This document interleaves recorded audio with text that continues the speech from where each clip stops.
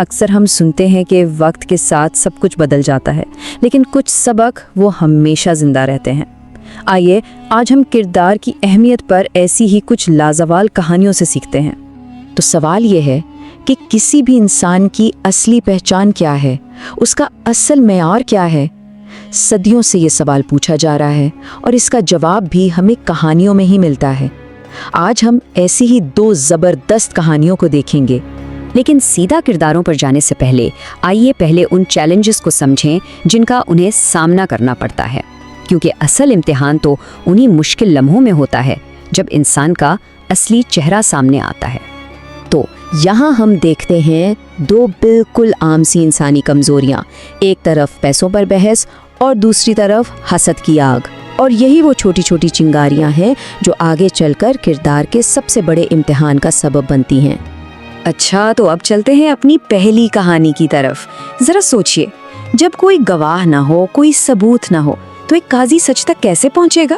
یہاں پر وہ ایک ایسا زبردست خفیہ پلان بناتا ہے جو لفظوں سے پرے سیدھا دلوں کے اندر جھانک کر دیکھتا ہے۔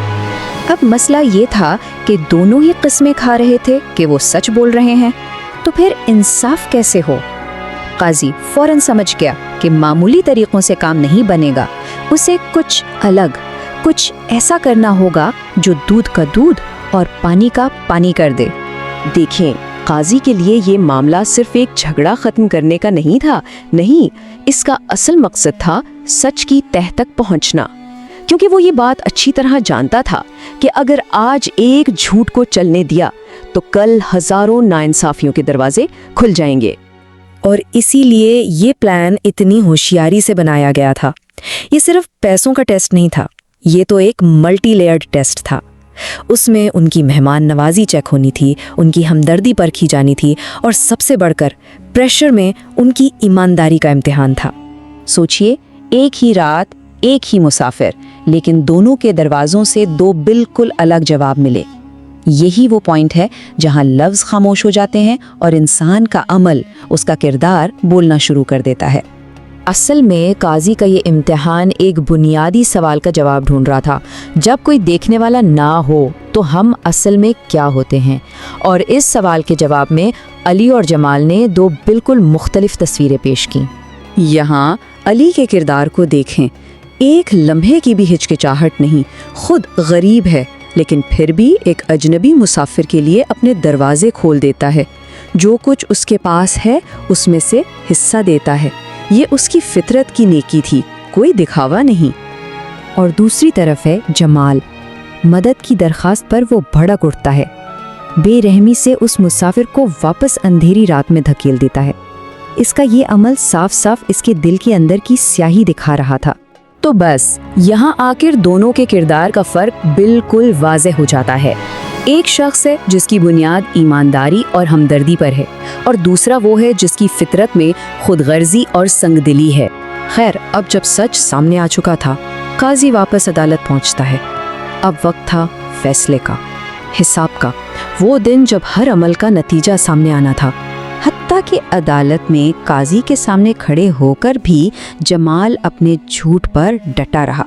قاضی نے اسے ایک آخری موقع بھی دیا، لیکن وہ نہیں مانا، اور بس اس طرح اس نے اپنے انجام پر خود ہی مہر لگا دی۔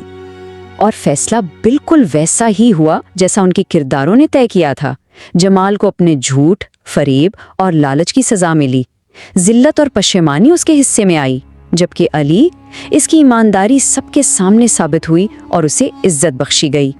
لیکن ٹھہر، یہ کہانی یہاں ختم نہیں ہوتی، کیونکہ اکثر ایمانداری کا اصلی انعام سزا سے بچ جانے سے کہیں بڑھ کر ہوتا ہے، ایسا انعام جس کی کسی نے امید بھی نہ کی ہو۔ اب قاضی نے اصل راز سے پردہ اٹھایا۔ یہ سارا معاملہ کبھی بھی ان 10 اشرفیوں کا تھا ہی نہیں، اصل میں یہ ایک ٹیسٹ تھا، ایک امتحان تھا۔ قاضی ایک ایسے شخص کی تلاش میں تھا جس پر آنکھ بند کر کے بھروسہ کیا جا سکے، اپنے خاص مشیر کے عہدے کے لیے۔ اور اپنی اسی ایمانداری کے صلے میں علی کو کیا ملا؟ وہ ایک عام مزدور سے سیدھا قاضی کا سب سے خاص، سب سے قابل اعتماد مشیر بن گیا۔ اسے ایک بہترین تنخواہ اور گھر ملا، وہ سب کچھ جس کا اس نے کبھی خواب میں بھی تصور نہیں کیا تھا۔